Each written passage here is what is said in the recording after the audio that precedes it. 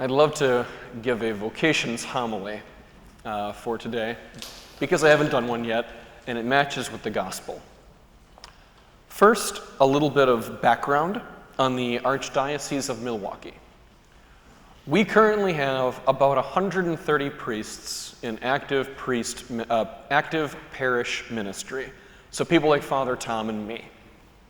We have another 50 priests in specialized ministry, so people that teach at the seminary, people that work in the central offices with the Archbishop, people like that.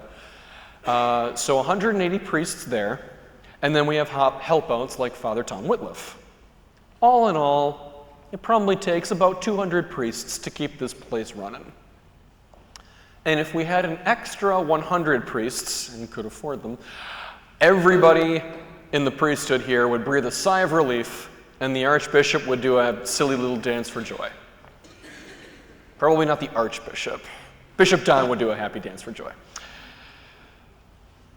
And here we are, St. Francis Borgia, nice little family parish, kind of off the beaten path. I've been here for a number of years now, and I know a good chunk of you.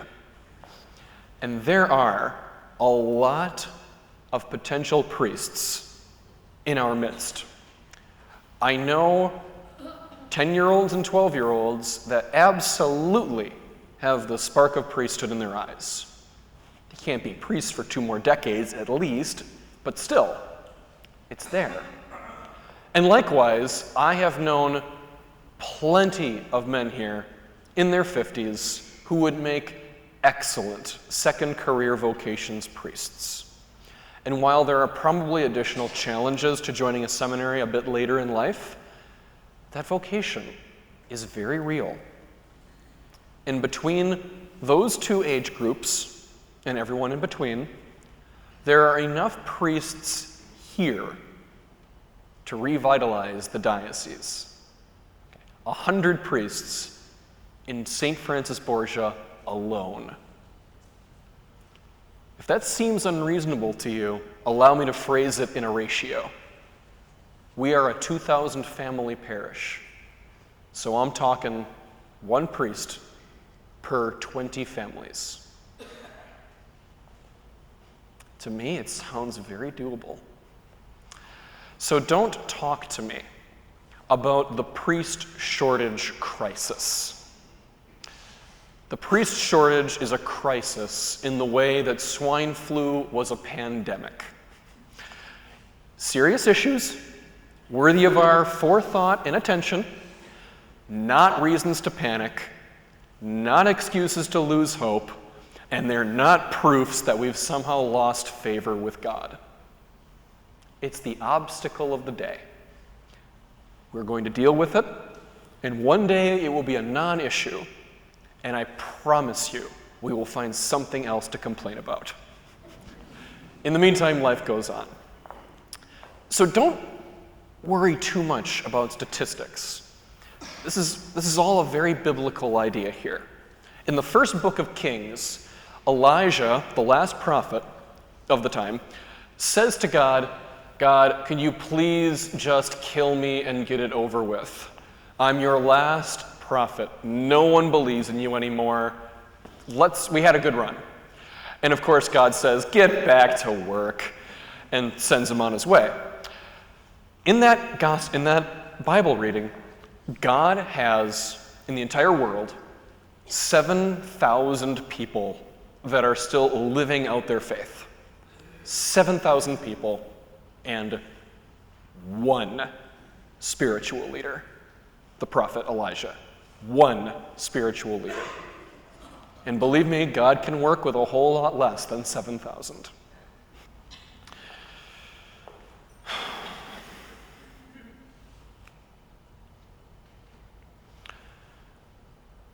We don't approach vocations to fulfill whatever immediate need we think we see. Vocations, discernment, is about hearing a call and entering into the life where you can do as much good as humanly possible. That might mean priesthood. It might mean being the director of adult and family formation. or it might mean being a hospital chaplain. But it means hearing the call.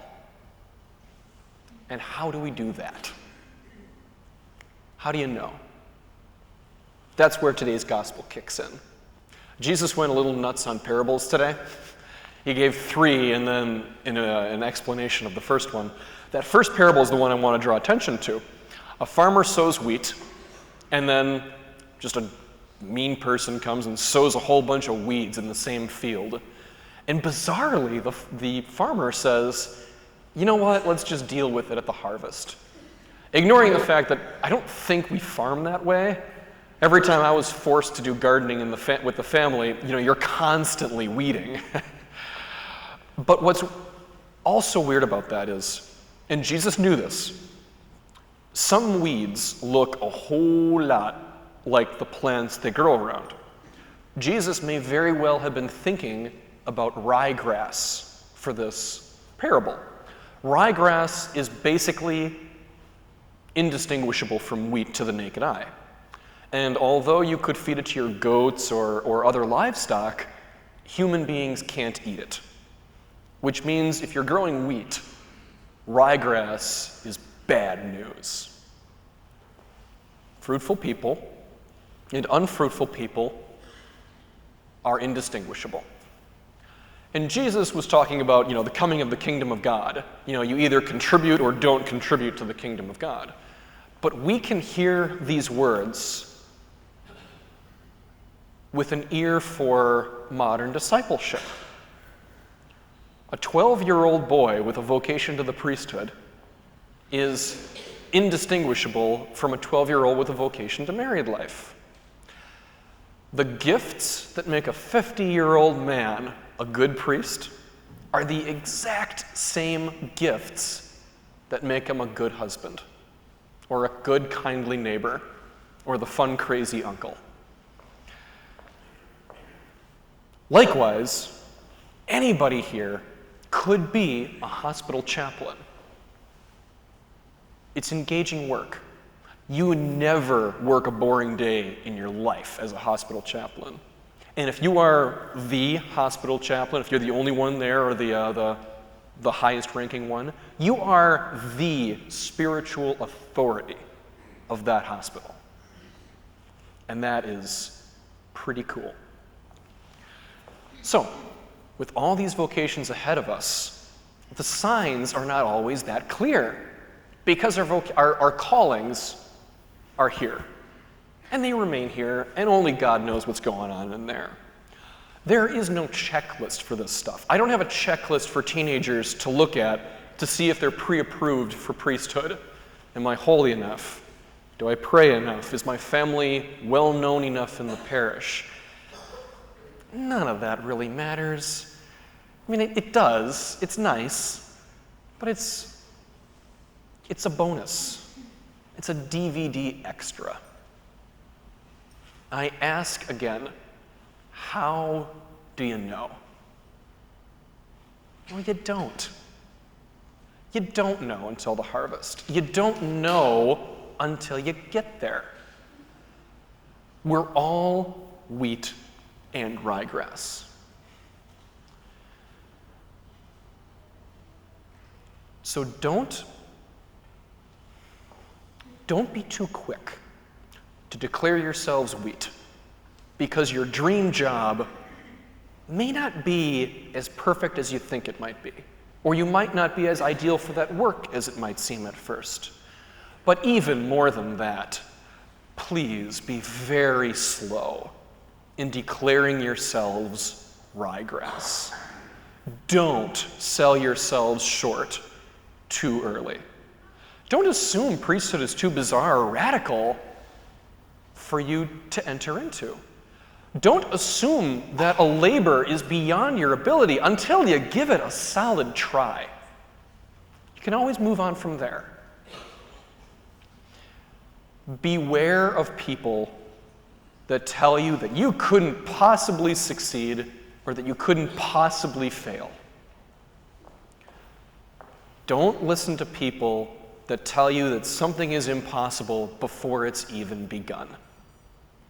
We know wheat by the fruit of the harvest, not by the shape and the color of the leaves. And likewise, we know our fruits by the good that we do for each other and the way we glorify God. And for that labor, the capabilities of this parish are absolutely limitless.